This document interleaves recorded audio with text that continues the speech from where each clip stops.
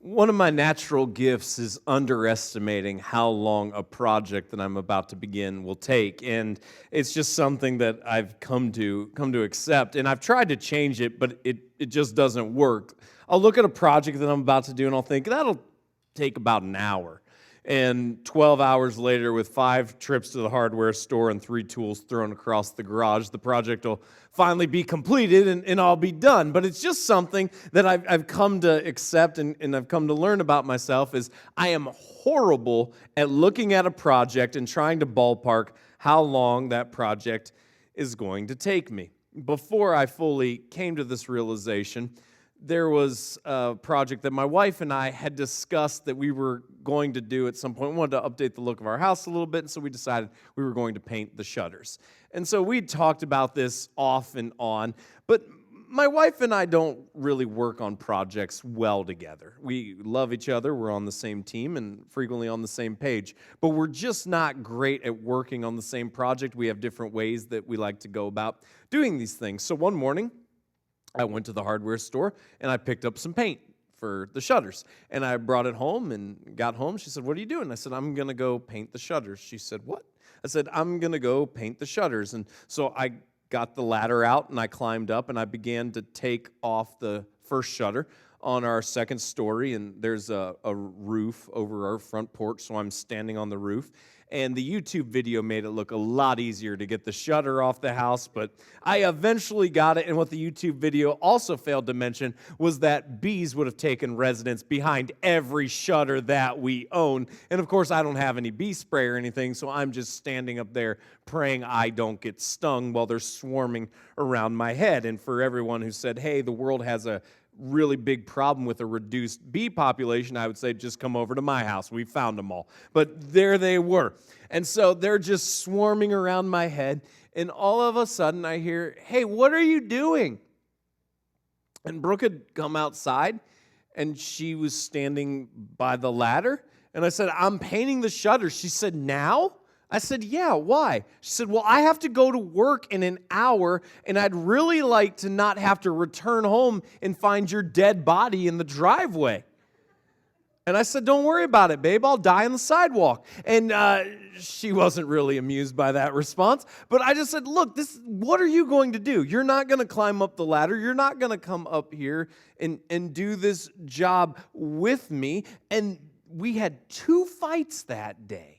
2 fights over the shutter project. One was when it started, and the other was it was starting to get dark. And she thought for some reason I shouldn't try this project in the dark. And I'm not really sure why. I told her I have a flashlight on my phone. Everything will be fine. And she said, "You guys are on Brooke's team here. Have a little more faith than me." And she said, "I've got to leave. You've got to be done now." And it just reminds me that 90% of the fights that we have in our relationship are not about what we're going to do. It's about when we're going to do something. Now, I don't know. I know that's anecdotal, so I don't know if most relationships are that way or not. I tend to think they are. I tend to think most people fall in love with someone because you're generally on the same page about things and you have perspectives that align, and so based on those similar perspectives and mutual interests, you fall in love, and then you carry that, hopefully, into your relationship and into your marriage. So I think a lot of people, when we have arguments in our marriage, it's not so much what we're going to do, and there's certainly times and situations where those fights do happen. But I think it's more frequent, at least it is in my relationship, for when we're going to do something. The timing of the choices and decisions that we have to make. That's where 90% of the fights that we face happen, is over when. And this morning we're going to talk about what happens when we just can't get on the same page within the context of relationships. And over the last few weeks, we've looked at relationships and we've seen God's design. And then really over the course of the last couple of weeks, we've started to do a deep dive. We're starting to dial in on some of the common problems that we see, not just anecdotally, certainly anecdotally in what we see, but also statistically, some of the common problems that happen within relationships that ultimately drive relationships relationships to fail and some of the main reasons for divorce. And this morning, we're going to continue that deep dive, and we're going to look at one of those. So if you have your phones or your tablets, I'd invite you to follow along with us in the Bible app. It's a free resource that you can find in whatever app store you utilize. And once it's installed on your device, there are a number of great features in the Bible app. The feature that we use together every single week is called Events. And after you open up the Events tab, you can either enable your locations or just write in Lakeside, Algoma will pop up. You can follow along with us that way this morning. If you have a traditional Bible with you this morning, we're going to be in the Old Testament book of Song of Solomon chapter 5. If you're joining us via the stream this morning, thanks so much for watching. My name is Brian. I'm part of the team here at Lakeside. The verses will be available for you on the screen below as we continue our deep dive into some of the frequent causes of strife and marriages breaking apart. And a couple weeks ago, we looked at the first, and that's the family dynamics. Relationships with in-laws, relationships with kids, and how all of those stressors come together. Then last week we looked and we saw that finances. Finances is another major contributor to marriages ending. And today what we're going to talk about is we're going to talk about sexual problems. And we're going to talk about intimacy, lack of intimacy, issues that surround intimacy, and how these issues go to really the corrosion and the breakdown of many relationships as well. Now, before we dive in to Song of Solomon chapter 5, because we're not journeying through the whole book of Song of Solomon together, I want to give you just a little bit of background. Song of Solomon was written by Solomon, and in verse 1 of Song of Solomon, he calls Song of Solomon the Song of Songs, meaning it is the best song he wrote. It's the best song he ever wrote. Now, maybe some of you are thinking right now, well, if it's the only song he wrote, okay, that's really not that impressive. Like, if I just created a song this morning in the shower and that's the only song I ever wrote in my life, that's the best song I ever wrote. Well, First Kings 4:32 lets us know that Solomon wrote 1,005 songs in his life. 1,005 songs. And out of every one of those songs, the very best song that he wrote is Song of Solomon. And what is Song of Solomon all about? It's all about intimacy and, frankly, sexual content. That's the best song that he wrote, Song of Solomon. And Song of Solomon 4, Solomon is praising the beauty of his wife. He's praising her immense beauty, and she ends the chapter with an invitation for him. And she said, and I quote, "Come to his garden and eat its choicest fruit." That is what she said to Solomon to end Song of Solomon chapter 4. He's telling her how beautiful she is. She tells him, come to your garden and eat its choicest fruits. And then we get to Song of Solomon chapter 5, beginning in the first part of verse 1, where we read these words, and this is Solomon speaking. "I came to my garden, my sister, my bride. I gathered my myrrh with my spice. I ate my honeycomb with my honey. I drank my wine with my milk." So we're going to stop right here. And we have to recognize right off the bat, and I'm sure that all of us do, that some of these cultural descriptors, they don't really correlate well to our society. They don't correlate well to our society. For instance, I would never in a million years call my wife my sister. Not going there, not going to do it. It's disturbing, quite frankly. So it's just something that's off the table. I don't know when the last time you gentlemen trying to impress your wife came home with a little myrrh, some spice honeycomb, But chances are, if you did that within the last 50 years, you're a trendsetter. So what you have to understand is some of these things don't correlate well to our society. So when Solomon says, hey, I showed up with myrrh, with spice honeycomb, with honey, he's got the equivalent of flowers. He's got some wine, some chocolate. He's setting the mood. And when he calls his wife his sister, he's not trying to be disturbing. It's a way to describe her and saying we are on the same page of things. And essentially what Solomon is doing is he's saying, you've invited me and I'm ready. You've invited me. I love you. Here's some flattery.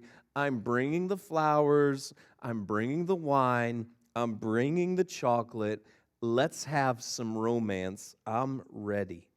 And then we get to the second part of verse 1, which is, remember, this is a song, so this is a chorus of people. And the chorus of people respond with this: eat, friends, drink, and be drunk with love. So what we see is the chorus or the choir is rooting. They're rooting for Solomon and his bride to enjoy life and each other.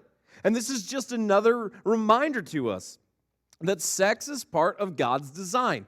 It's part of God's design, and it's not something that we have to be ashamed of or secretive about. No, sex is part of God's design, and it should be celebrated. It should operate within the context of the restrictions that God gave us because it's so powerful and because it's such a wonderful gift. God knew that He had to put some restrictions in place to protect us, to protect our hearts, to protect others, and so He put those restrictions in place. But as long as we're operating within those restrictions, it is something that we can freely enjoy without being embarrassed or ashamed about. This is inspired by God. This is Scripture. And here there's a crowd of people who are celebrating that Solomon and his wife are doing what God has designed them to do and what the gift that God has given to them.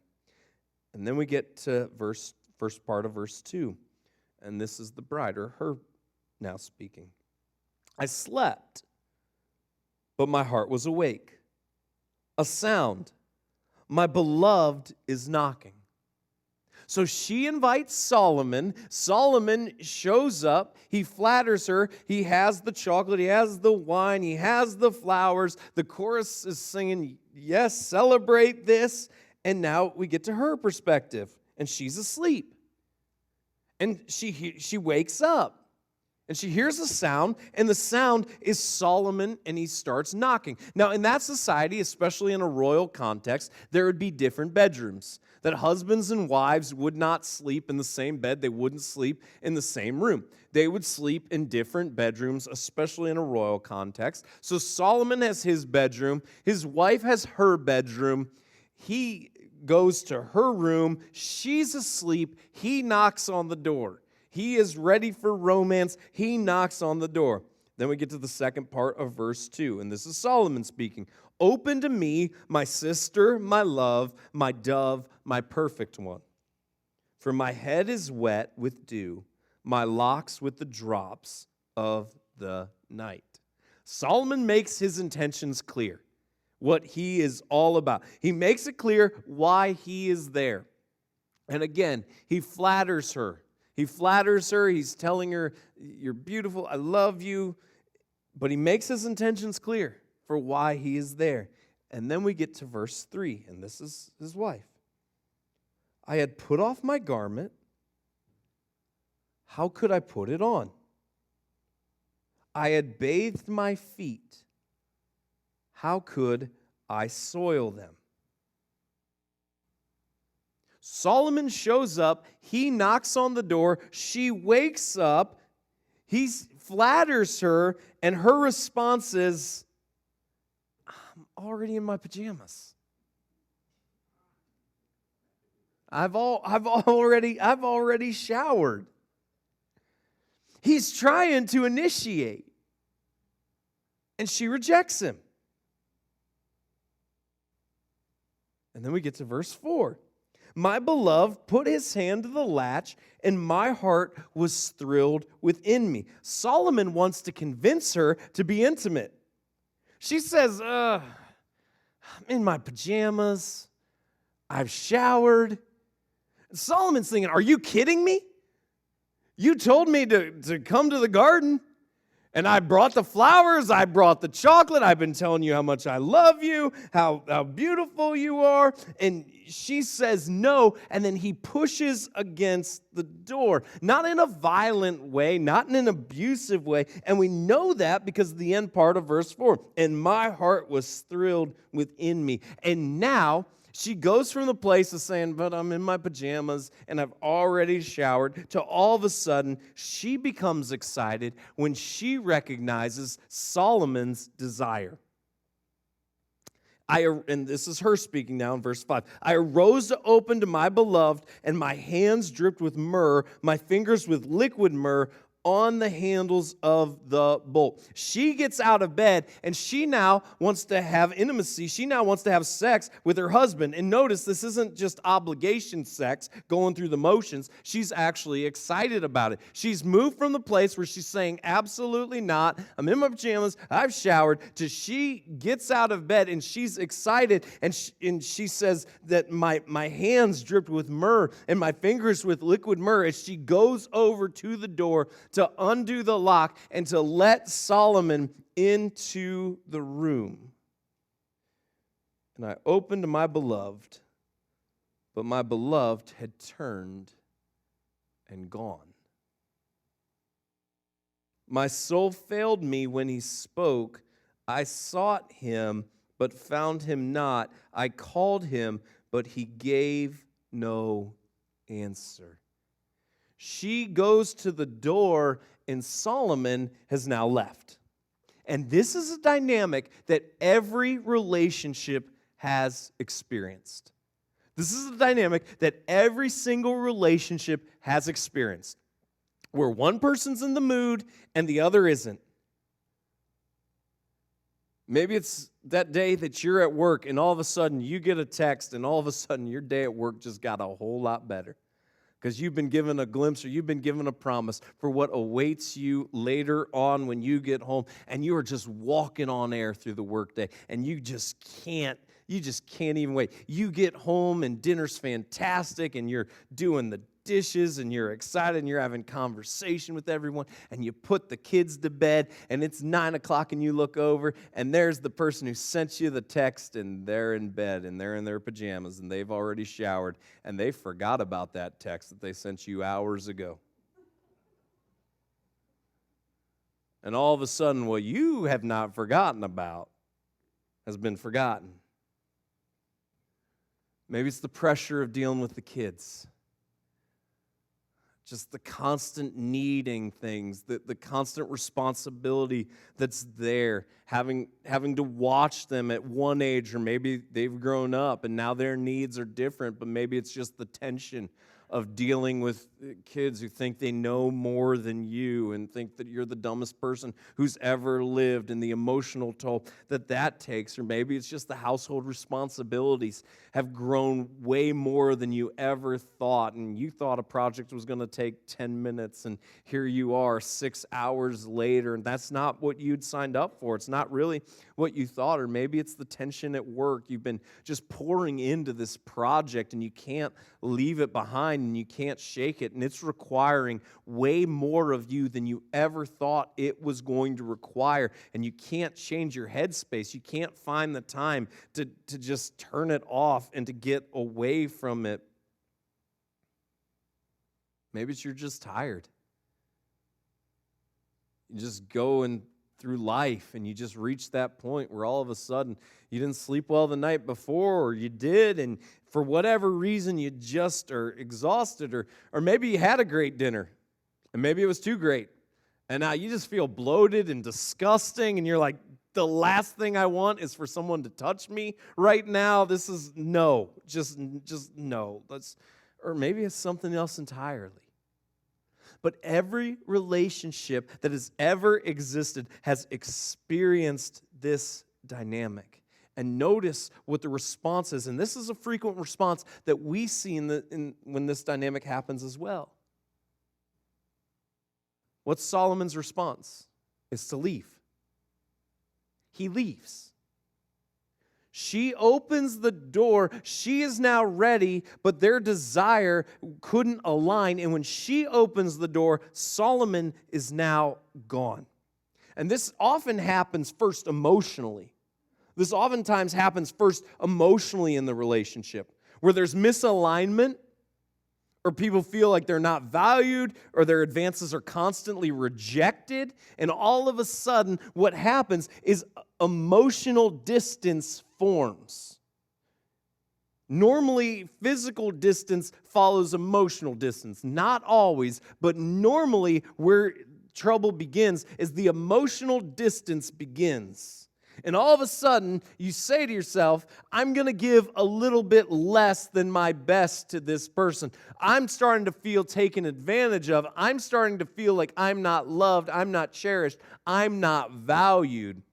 And we begin to allow walls to grow up in our hearts. And before you know it, we're sleeping back to back, or we're not even sleeping in the same room anymore, and that distance forms. And after the emotional distance forms, frequently what happens is physical distance then begins to form. We're never intimate. We don't have a sex life to speak of, and then that can lead to infidelity, adultery, you name it. We continue in verse 7. The watchmen found me, the bride says, as they went about in the city. They beat me, they bruised me, they took away my veil, those watchmen of the walls. Now remember, this is a song, which means it's poetic, almost certainly not referring to the bride actually being beaten. One, because of Solomon's rank and what would have happened to the people who would have physically assaulted her. So it's almost assuredly not referring to a physical being, but instead to feelings of guilt, of being exposed, and feelings of regret. And anybody who's struggled or suffered with those feelings of guilt or being exposed or regret knows oftentimes the toll that takes is even worse than a physical beating. And that's where she finds herself here. Where Solomon is gone and she is now full of guilt and regret.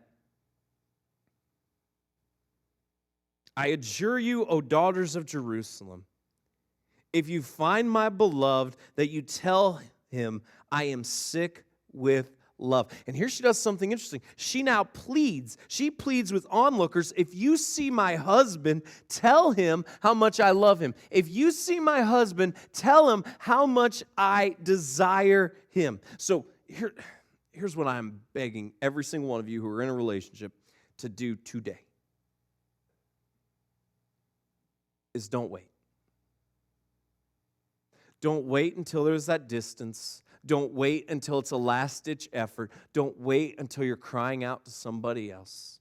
You today tell the spouse that God has given you how much you love them and what you love about them. And be specific. And I know some people thrive on words of affirmation, or some people are all about it and they're energized by that. And other people are like, oh, okay, thanks. And so you might think, well, that, them being told how I appreciate them or what I admire and love about them isn't going to mean that much. All the more you need to do it to that person who's like, oh, okay, thanks. Because it's probably been a really long time since you have. So today, make that, just invest that time, just an intentional conversation. Here's what I love about you. Here's what I appreciate about you. Here's why I'm thankful that God brought you in my life. Don't wait until that emotional distance is there. Don't wait until it's a last-ditch effort. Don't wait until you're crying out for anybody to hear these, to please relay this message. You do it intentionally.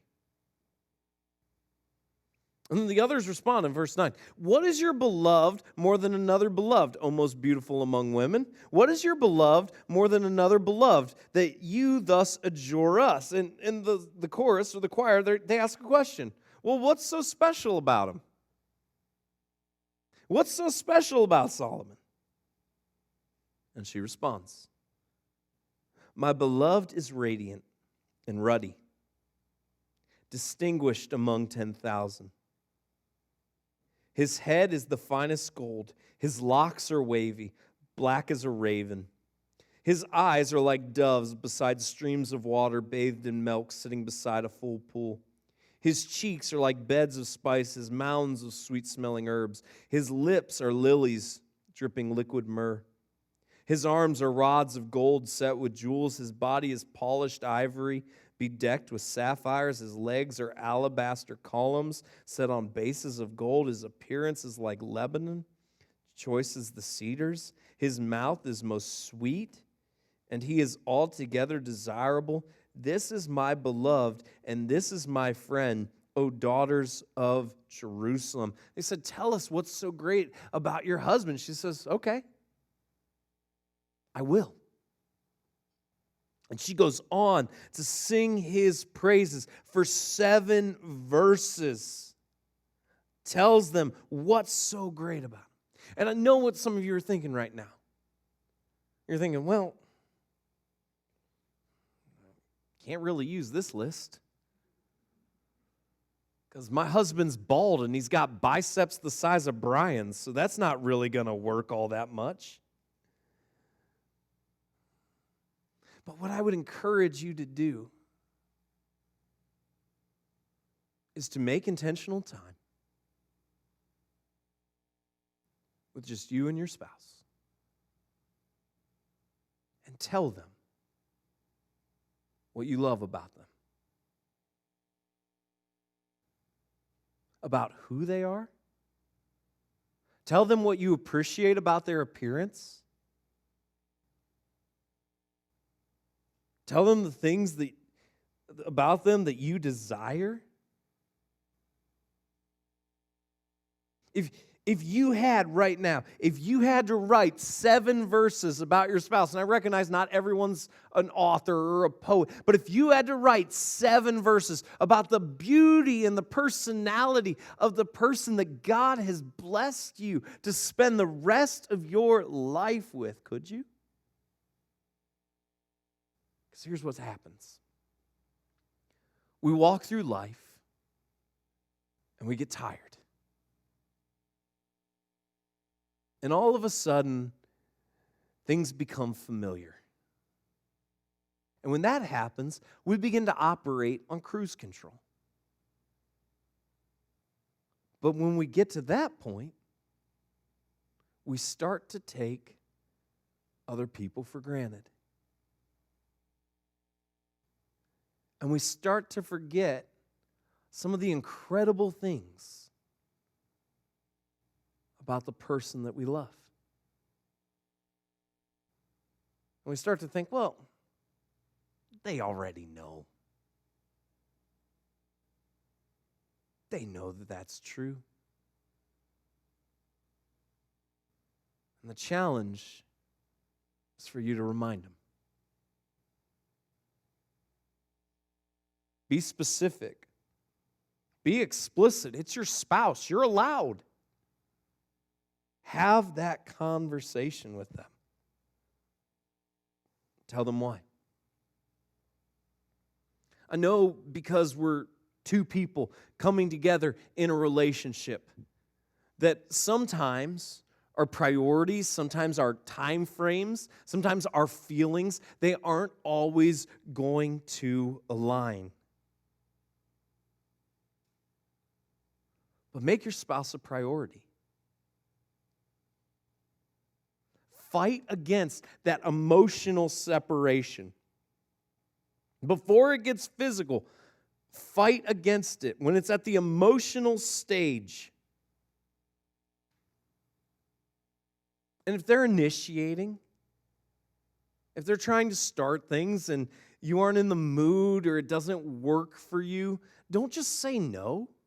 Don't just reject, redirect. And offer a time that would be better for you. Offer a time you'll feel more in the mood. Offer a time where there'll be less distractions. And then actually honor it. Don't just say, oh, I'm not feeling it today, but we'll get there tomorrow. And then tomorrow rolls around and, oh, yeah, well, no. It's okay to redirect. But rejection is not part of God's design. We saw that in 1 Corinthians 7. That if there's going to be a period of time where intimacy doesn't occur within the context of marriage, that it needs to be short and it needs to be spiritual. So don't reject. Redirect and actually honor that. And see the best. See the best in your spouse. Remember why you fell in love with them in the first place. Rediscover all the incredible attributes and things about them. And not just remind yourself, but remind them as well. And I know you're like, but they already know. Tell them anyway. Tell them anyway. But they don't want to hear it. Tell them anyway. Tell them anyway. And may we, every single one of us, who has the incredible opportunity and obligation to love our spouse, let us love them well. Let us make sure that every wife of every husband and every husband of every wife, of people that love and follow Jesus, that they know that, they're loved and valued by God, but also by their spouse. And we fight against this emotional separation. And we fight against physical separation. And we are united on the same page together as God designed. God, I pray that you would help us have the best relationships.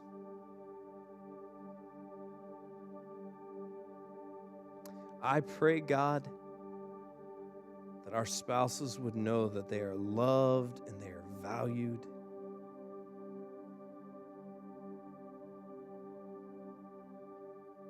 That we would be quick to encourage. That intimacy would be a priority.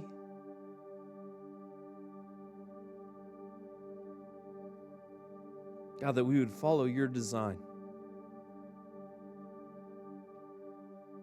Follow your plan.